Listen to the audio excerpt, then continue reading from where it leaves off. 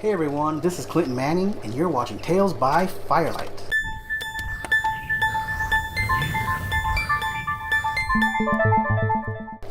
In the month of June, in Brazil, there is a festival called the Festa Junina, Festival of June. It's a Catholic holiday where for 3 days, people dress up and celebrate the saints. And it's a really, really big deal. People come from far and wide sometimes, depending on where they live, to the bigger cities to get together and celebrate.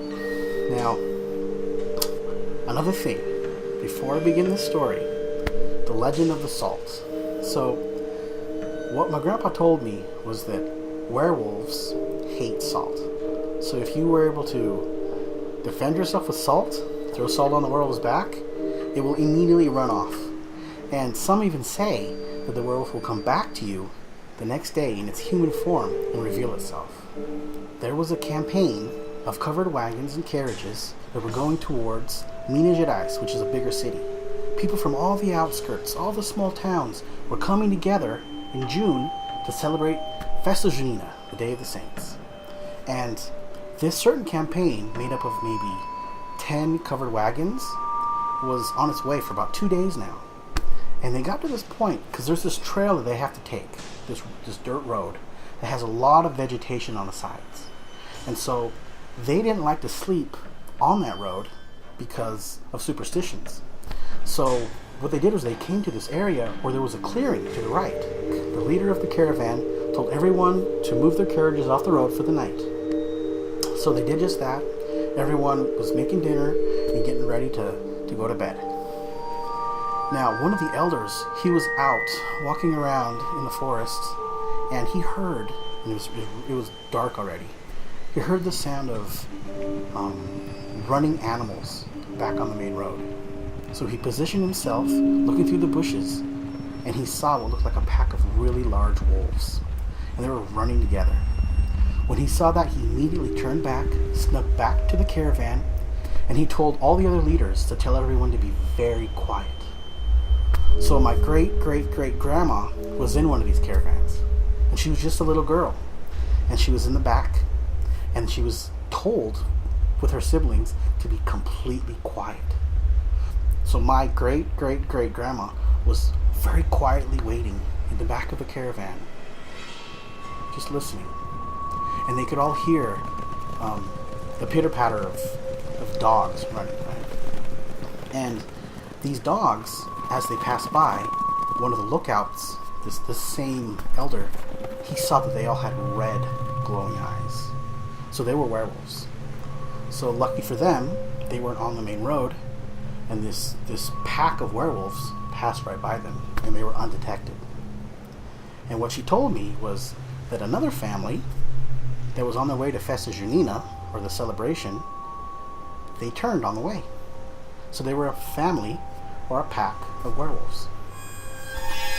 So a year goes by, and none of them forgot what happened, and they didn't tell everybody. It was mainly the elders that knew. So it was kind of a secret hush-hush. They didn't want to scare the children, right? So a year had gone by, and it was time for Festa Junina again. So the caravan got together.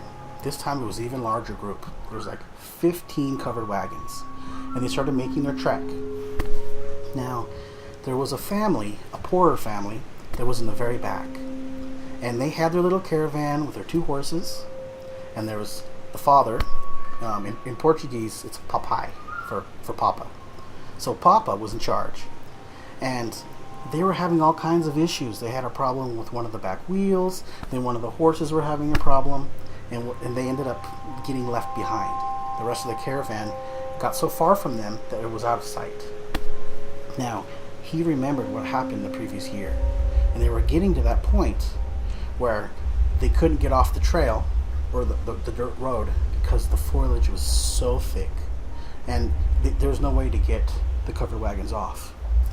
And the sun was going down, so he was really getting worried, and he was trying to get the horses, he was using his reins to try to drive them faster, but they were pulling a wagon, lots of weight. Not only did he have his family back there, but a whole bunch of supplies and food. So he was doing everything he could try to get those horses to move. But it was slow going. Meanwhile, the sun was starting to set, and he began to hear the sound again of those wolves clear in the background. Now the horses, they could also hear it, and they were starting to get nervous. And so he was rushing them the best that he could to get them to move so they can catch up with the rest, get off the road and be safe. But it was not going to happen. And he realized that it was too late. So in an effort to get the horses to go faster, he got out. He had this really long stick, and he started to hit the back of the horses, try to motivate them to move faster. And he could hear the wolves even closer. They were getting closer and closer, and he didn't even want to tell his family to freak them out. When, in the blink of an eye, the horses started to freak out, and they broke free.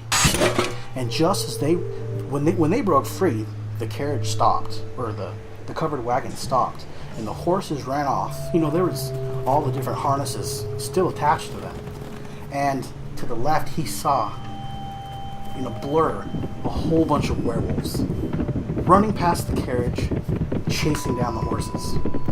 And in his despair, he got off. Well, he was sitting on the front, and he jumped into the back of the carriage. And he was trying to make sure everybody's okay, and his wife was like, "What's wrong? What's going on? How did the horses get away?" And he's like, "Shh, shh, shh, everyone be quiet." And for a minute, he thought they were in the clear. But then he looked out through the front, where he could see that one of the wolves was making its way back. So he told everyone to be really quiet, not to say a word.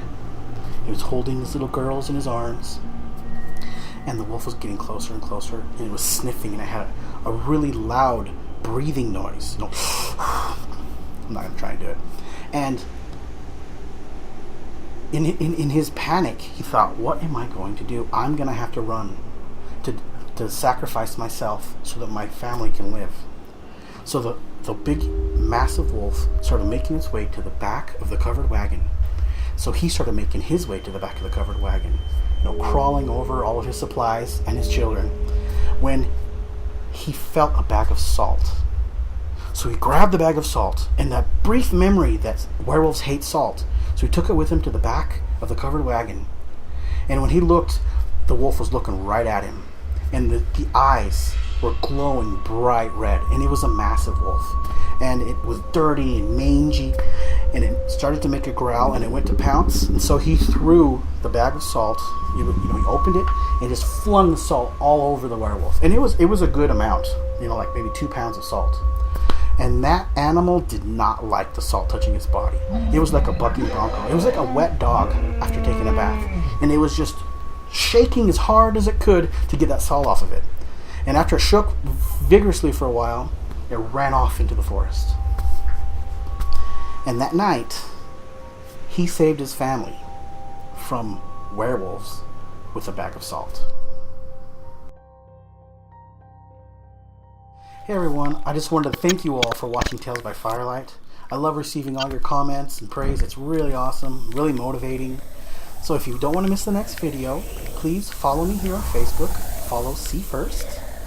Or if you prefer YouTube, please subscribe to my channel, and don't forget to hit that little bell so you get your reminder every week.